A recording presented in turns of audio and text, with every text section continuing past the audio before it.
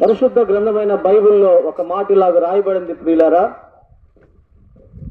తిమోతికి రాసిన పత్రిక 1వ అధ్యాయం 15వ వచనంలో, పాపులను రక్షించుటకు క్రీస్తు యేసు లోకమునకు వచ్చెను, వాక్యము నమ్మదగినది, పూర్ణ అంగీకారమునకు యోగ్యమునై ఉన్నది అని. ప్రియులారా, యేసుక్రీస్తు ప్రభువారు ఎందుకు ఈ లోకానికి వచ్చాడు, ఎక్కడి నుండి వచ్చాడు అంటే, పరలోకము నుండి, ఆ దివ్య మహిమ నుండి, ఆ ఉన్నత సింహాసనం మీద నుండి దిగి భూలోకానికి వచ్చాడు. ఎందుకు వచ్చాడు అంటే పాపులను రక్షించటానికి. పాపం అనగా ఏమిటి? ఆజ్ఞ అతిక్రమమే పాపం. సకల దుర్నీతియు పాపమని దేవుని గ్రంథం సెలవిస్తుందండి. పాపం వల్ల వచ్చిన జీతం దేవుని గ్రంథం ఇలాగ సెలవిస్తుందండి. ఏలైనగా పాపం వలన వచ్చిన జీతం మరణం, ప్రభువైన యేసుక్రీస్తునందు నిత్య జీవము అని.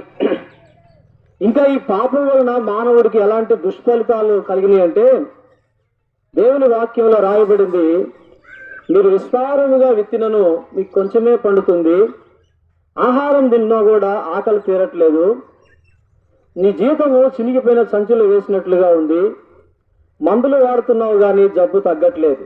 అయ్యా అమ్మా, వింటున్నారా?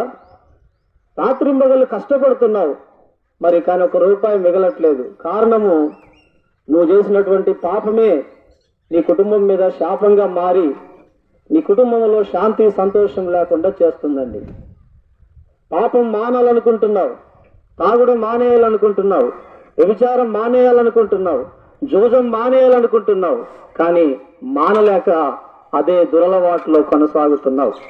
సహోదరుడా, సోదరి, అయితే నిన్ను ప్రేమించిన దేవుడు, నిన్ను సృష్టించిన దేవుడు నిన్ను ఆ యొక్క పాప బంధకాల నుండి విడిపించటానికే ఈ రక్షణ సువార్త పంపినాడండి.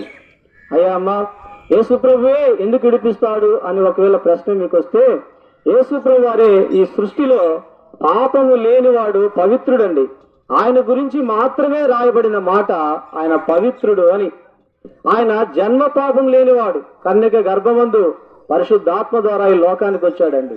ఆయన 33.5 సంవత్సరాలు ఈ లోకంలో శరీరధారిగా జీవించినాడు, కానీ అనువంత పాపము చేయలేదండి. ఆయన సజీవుడు, ఆయన అమరుడు, ఆయన మరణం లేనివాడు, కానీ ఆయన మరణించాడు.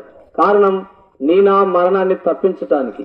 ప్రియమైన వారలారా, మరణంతో ఎవరి చరిత్ర అయినా మూయబడుతుందండి. వాళ్ళు ఎంత గొప్పవాళ్ళైనా, ఎంత ఉన్నతంగా, ఎంత జ్ఞానం కలిగిన వాళ్ళైనా సరే, వాళ్ళు చక్రవర్తులైనా వారి మరణంతో వారి చరిత్ర మూయబడుతుంది. కానీ యేసుప్రభు వారు మరణంతో వారి చరిత్ర మూయబడలేదు. ఆయన సమాధిలో కుళ్ళిపోలేదు. యేసుక్రీస్తు ప్రభు వారు మరణాన్ని జయించి పునరుద్ధానుడై తిరిగి లేచి అనేకులకు 40 దినాలు కనపడి ఆరోహణమై పరలోకానికి వెళ్ళాడండి. ఆయన ఎలాగ వెళ్ళాడో అలాగే తిరిగి ఈ లోకానికి రానై ఉన్నాడు. ఈసారి ఈ లోకానికి తీర్పుదర్శనై ఉన్నాడు.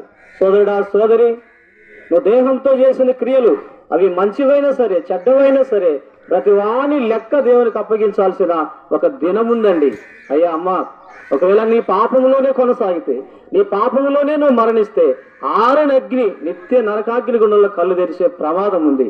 శాశ్వతంగా నువ్వు దేవునికి దూరం అయ్యే ప్రమాదం ఉందని దేవుడే మమ్మల్ని ప్రేరేపించి స్థలానికి పంపినాడు.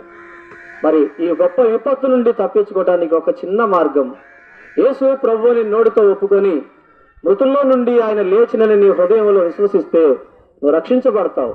ఈ రోజు కాదులే, రేపు చూద్దాం అనుకోవాకు. మనం నిన్నటి వారమే అని బైబిల్ సెలవిస్తా ఉంది. ఇంతలో కనపడి అంతలో మాయమై ఆవిరి వంటి వారం ప్రియులారా.